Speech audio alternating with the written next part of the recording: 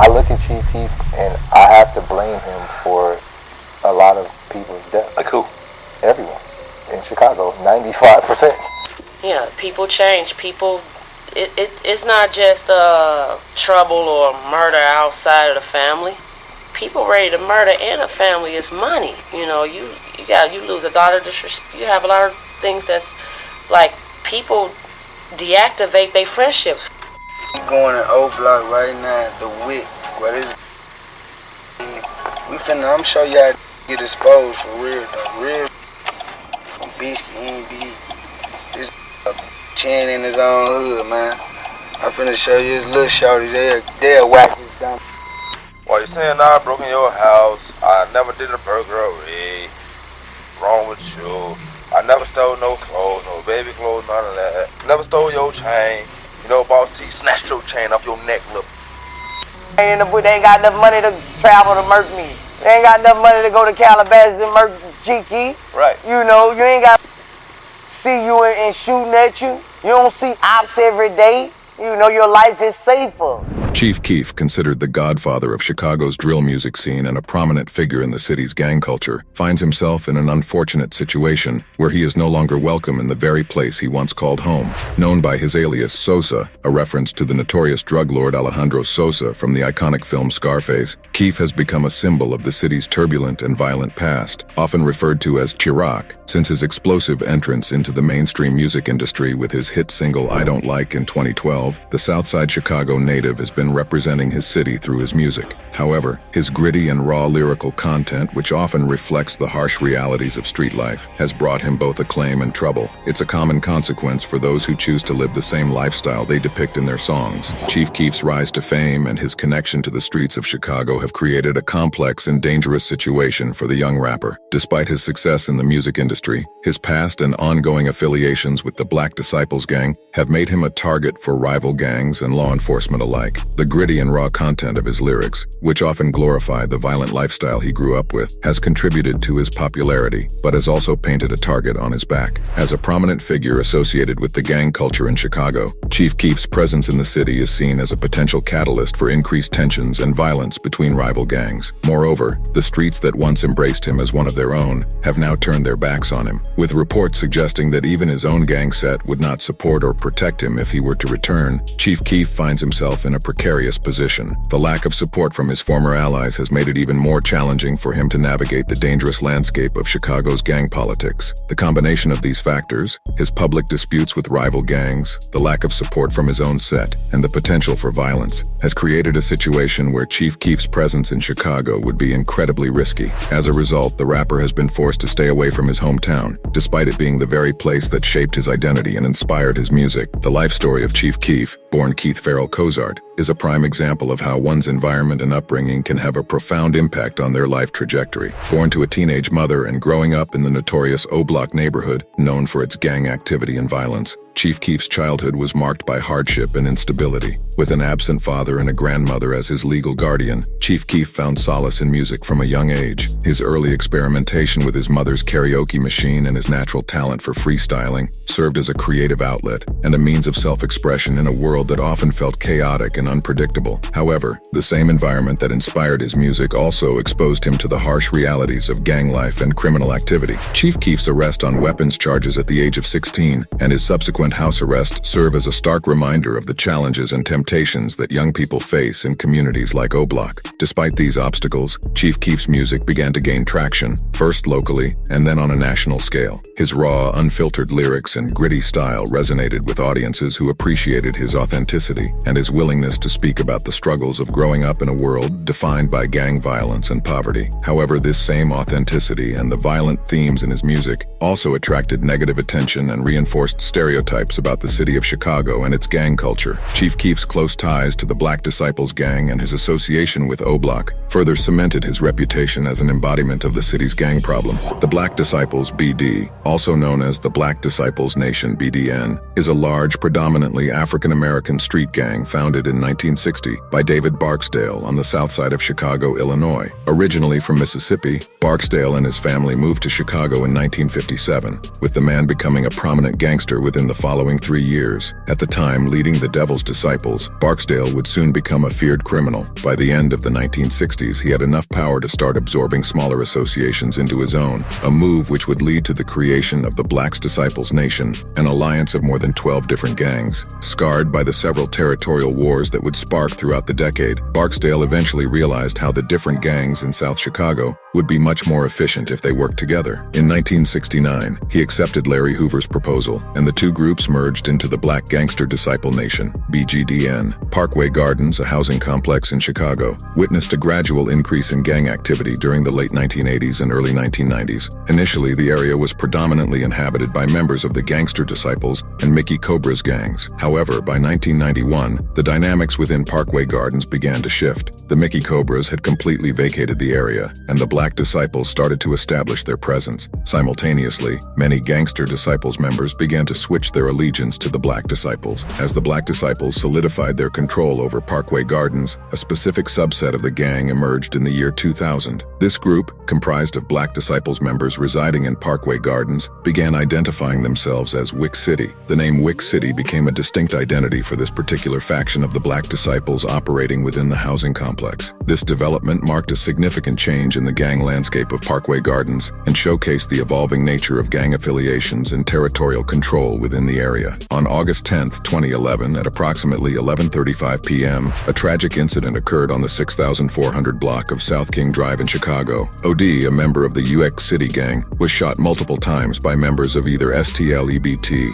MOB, or Jarrow City. Despite efforts to save his life, OD was pronounced dead the following day at 12:18 a.m. The timing of OD's death held particular significance, as it occurred on the birthday of Tuka, a member of the STLEBT gang. Just 7 months prior, Tuka had been killed, allegedly by OD and members of the Tim gang. As a result, it is believed that STLEBT carried out the shooting of OD as an act of revenge for Tuka's death. In the aftermath of OD's murder, the Wick City gang decided to rename their territory to O-Block, with the O standing for OD. The renaming of Wick City to O-Block in honor of OD's tragic death has become a powerful symbol of the ongoing cycle of gang violence in Chicago. The name O-Block has transcended its original meaning as a tribute to a fallen gang member, and has instead become a universal representation of the city's struggle with gang-related crime and violence. For many people, both within Chicago and beyond, the mere mention of O-Block evokes images of shootings, rivalries, and the seemingly never-ending cycle of retaliation that has claimed countless lives in the city's most disadvantaged neighborhoods. The name has become shorthand for the harsh realities faced by young people growing up in these communities, where gang affiliation and violence are often seen as inescapable facts of life. The notoriety of O-Block has been further amplified by its association with prominent figures like Chief Keef, whose music and public persona have helped to bring the stark realities of gang life in Chicago to a wider audience. The deterioration of Chief Keef's relationship with O-Block appears to have begun around the time he signed a lucrative $6 million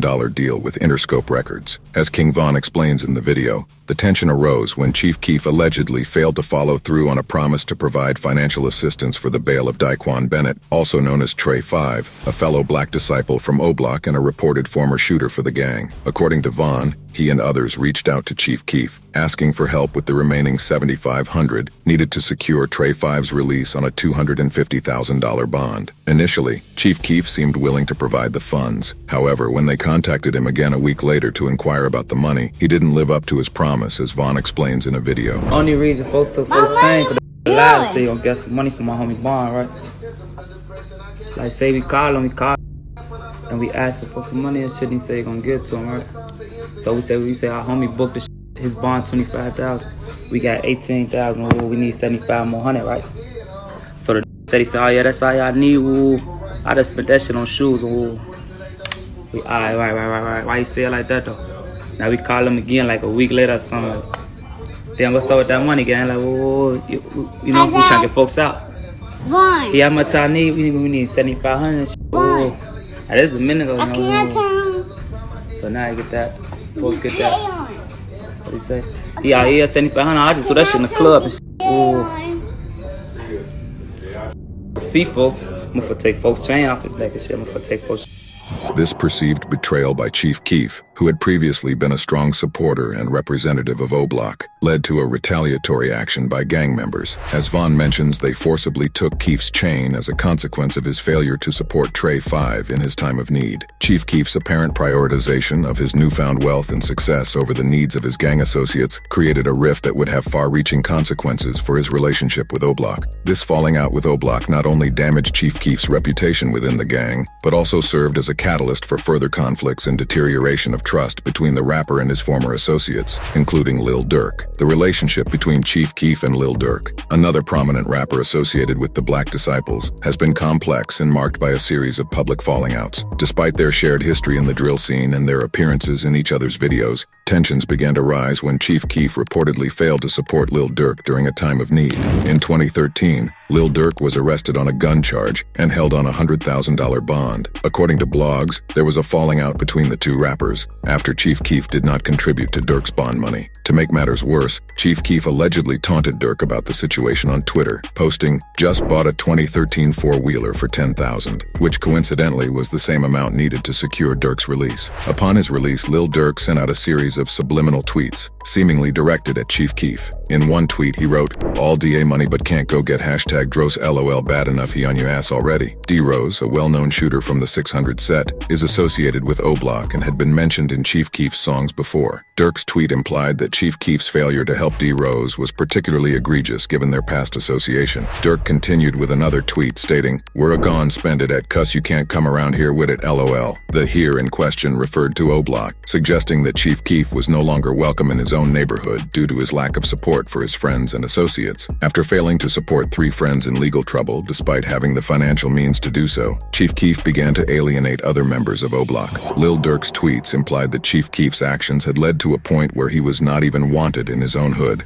In response to these accusations, Chief Keef defiantly tweeted, "I'm nothing else, I am O-Block," asserting his identity and connection to the neighborhood despite the growing tensions. Despite the public falling out and heated exchanges on Twitter between Chief Keef and Lil Durk, it appears that the two rappers managed to reconcile their differences shortly after the social media feud. In an interview with Sway in the Morning, just a month after the Twitter beef, Lil Durk addressed the situation, stating, "We had a little few words to beat on some, man. We cooling right now, so yeah. So I respected that. We respect each other. We got love for each other. So you know how Twitter is. You know Twitter gonna take everything the wrong way." Durk's comments suggest that the two rappers had a conversation and resolved their issues, acknowledging the respect and love they have for each other. However, it is important to note that while Lil Durk and Chief Keef may have patched things up on a personal level, the broader issues and tensions between the two didn't just vanish. After the reconciliation between Lil Durk and Chief Keef, things seemed to settle down, with no public taunts or disses exchanged between the two rappers. However, Lil Durk soon found himself embroiled in a new beef, this time with rapper Tyga. The origins of the beef can be traced back to a song called Get Dat Money that Lil Durk recorded with French Montana and Chris Brown. In his verse, Durk made a reference to Black China, Tyga's former fiancée. Despite Durk's insistence that it was just a line like, "I want her," and it wasn't no diss, Tyga took offense to the lyrics. Initially, it appeared that the two rappers had patched up their issues, even going as far as texting each other about a potential collaboration. However, according to Durk, Tyga suddenly stopped responding to his messages, which he interpreted as a slight. In response, Durk recorded a verse on the song Chirac, where he took shots at Tyga, rapping, "Heard Tyga sneak dissing on me, telling that I'm not right. Tyga only got one name, but that ain't got one stripe. He backpack. So easy to get that snatched." Tyga fired back at Lil Durk by previewing his own verse on Chirac to LA, which features the game in an Instagram video where he rapped, "Who the is Lil Durk? I dust you like Ashen and Perp, your flow whack. My flow crack got marble floors, your floors cracked." In an interview with DJ Vlad, Lil Durk elaborated on the situation. Okay, so he had asked you to change the line. Yeah. And he was gonna do a song with you and it was gonna be all good, basically. Yeah. But he never did the song. No. So you ain't changing the line. No. The beef between Lil Durk and Tyga took a new turn when the full version of the Chirac track was released, featuring additional verses from rapper The Game. In his verse, Game took shots at Lil Durk, further escalating the situation. He rapped, "Tyga hit me like Durk dissing, Dirk Nowitzki, Durk who? Never heard of these / some of the nerve of these.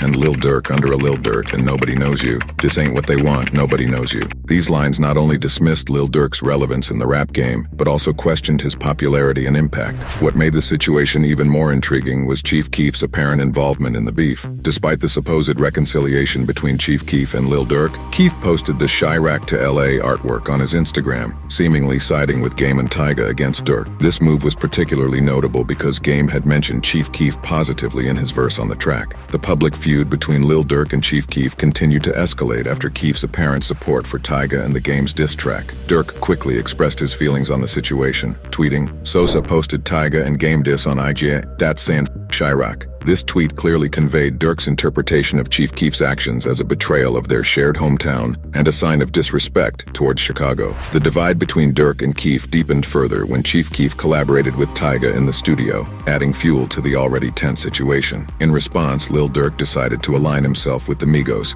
a rap group that had an ongoing beef with Chief Keef. Durk even allowed the Migos to come to O Block, Keef's neighborhood, to film a music video. The beef between Chief Keef and the Migos originated from Keef's accusation that the group had dissed his daughter in one of their songs. Keef retaliated with his own diss track, which was followed by another track from the Migos. The situation escalated when a video surfaced, showing the Migos walking through Chief Keef's neighborhood. Keef, who was in rehab at the time, expressed his frustration on Twitter, saying, "So I heard came to city and knew I was in rehab. How you didn't know and the whole world know where the judge sent me." The presence of Keef's rivals in his territory without any apparent resistance could be interpreted as a sign of diminishing respect for the rapper. However, even before the video was released, Lil Durk had tweeted, "New wit at Migos TL video gone be in Chirac," indicating that at least some members of O Block were no longer fully supporting Chief Keef, even if his GBE team remained loyal. The growing tension between Chief Keef and his former allies in O Block suggests a shift in the power dynamics and loyalties within the neighborhood. As the situation continued to unfold, it became increasingly clear that the once strong ties between Keef and his hometown were being tested. On March 26, 2014, reports indicated that Chief Keef was present at a Northfield home during a shooting, but emerged unharmed. The incident left a 33-year-old man critically injured. The house where the shooting occurred was rented by Keef's former manager, Rovon Manuel, who had been living there with his family for about a year. Chief Keef was reportedly a passenger in the vehicle that transported the shooting victim to North Shore Skokie Hospital. However, according to his lawyer, Leah Starkman, he wasn't even a witness. He didn't see anything. When questioned about Chief Keef's relationship with the victim, Starkman described him as some sort of acquaintance. The North Regional Major Crimes Task Force and the Cook County State's Attorney's Office were brought in to assist with the investigation. Documents released by the village of Northfield revealed that someone at the same home had called 911 to report an armed robbery just hours before the shooting. The documents also showed that neighbors, concerned for their safety, had filed numerous complaints with police and village officials. One concerned resident even forwarded village officials an online comment that listed the address of the manager's home, along with instructions to shoot Keef, scare his neighbors, and start a Scarface-style gang war in Chicago's North Shore. Further reports emerged, categorizing the incident at Chief Keef's manager's home as an attempted murder and home invasion, stemming from an internal conflict within the Black Disciples gang. 3 arrests were made in connection with the case, including Tyree Davis, also known as Boss Top, a prominent member of O Block. This revelation shed new light on the situation, suggesting that the shooting and robbery were not random acts of violence, but rather the result of a power struggle or disagreement within the gang. The involvement of Boss Top, a well-known figure in O Block, would indicate that whatever love the set once had for Sosa was diminishing. However, rapper 600 Breezy offered a different perspective, claiming that while O Block did rob Keef, Sosa had done nothing to deserve such disloyalty. In a video, Breezy stated, "Talking about Breezo switching just like Chief. Get your out of here. Do you know what did to Chief Keef? You gonna switch when you get level up. You're gonna stay the same place. But he ain't even really switch up. Did him dirty. He took care of hit his crib and took everything from him. What you talking about? So I respect Chief Keef. What you talking about? That was still in the hood, still around, giving money, clothes, everything, and still spit in his face.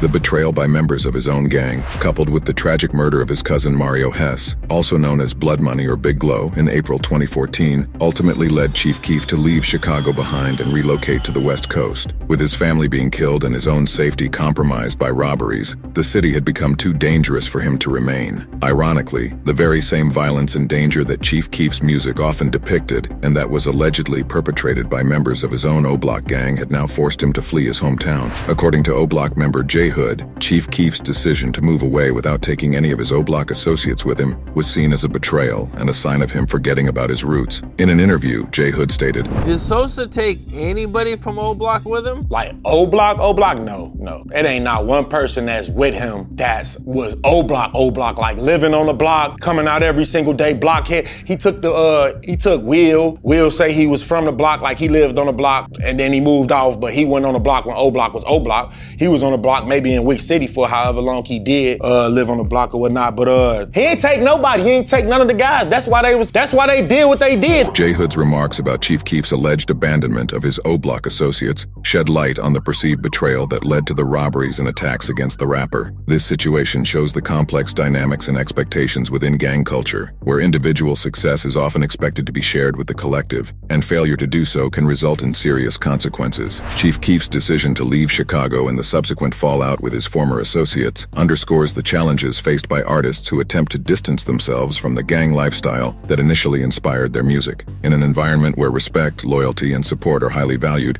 any action that is seen as a betrayal can quickly escalate into dangerous and potentially deadly situations. The repercussions of Chief Keef's fallout with O-Block have left him in a precarious position, effectively exiled from his hometown and unable to maintain a true presence in the city that shaped his identity and his art. Chief Keef's inability to return to Chicago is not solely due to the dangers posed by his gang affiliations and the betrayal he experienced from his former associates. His extensive legal troubles in the city have also made it difficult for him to come back without facing serious consequences from law enforcement. Keef's criminal history in Chicago dates back to 2011, when he was arrested and charged with a Class X felony for manufacturing and delivering heroin. Later that same year, he faced 4 felony charges, 3 counts of aggravated assault with a firearm on a police officer and aggravated unlawful use of a weapon, as well as 1 misdemeanor charge of resisting arrest for pointing a gun at police officers. In 2012, police investigated a possible connection between Chief Keef and his crew and the homicide of rapper Lil Jojo, although no charges were ultimately filed. The following year, in 2013, Keef was sentenced to 60 days in juvenile detention for violating his probation stemming from the previous gun conviction. He also pleaded guilty to speeding, doing 110 miles per hour in a 55-mile-per-hour zone on the Edens Expressway while driving a 2011 BMW X6M.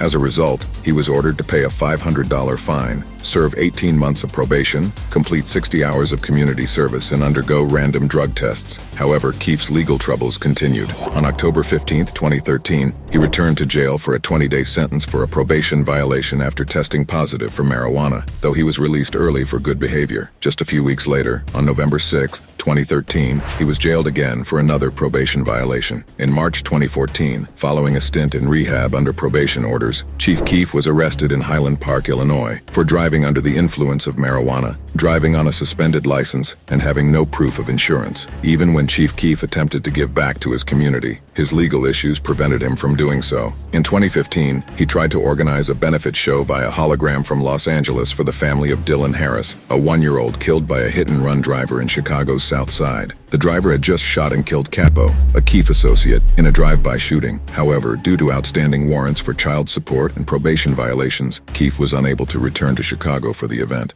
After the mayor of Chicago at the time, Rahm Emanuel's office, issued a statement calling Keef an unacceptable role model whose music promotes violence and claiming that the hologram performance posed a significant public safety risk. The benefit was swiftly canceled. Chief Keef's extensive legal history in Chicago, coupled with the city administration's view of him as a negative influence, has made it increasingly difficult for him to maintain a presence in his hometown without risking arrest or further legal consequences. This, in addition to the threats posed by his former gang associates, has effectively exiled him from the city that shaped his life and his music. Chief Keef's rise to fame and his subsequent exile from Chicago is a story that highlights the deep-rooted issues of gang violence, betrayal, and the challenges of leaving behind a criminal past. Despite his success in the music industry, Keef's ongoing legal troubles and the constant threat of violence from his former associates have made it nearly impossible for him to return to the city he once called home. The fallout between Chief Keef and O-Block serves as a reminder of the unforgiving nature of gang culture where loyalty is demanded and any perceived betrayal can have severe consequences. The robberies, attacks, and even the tragic murder of his cousin Blood Money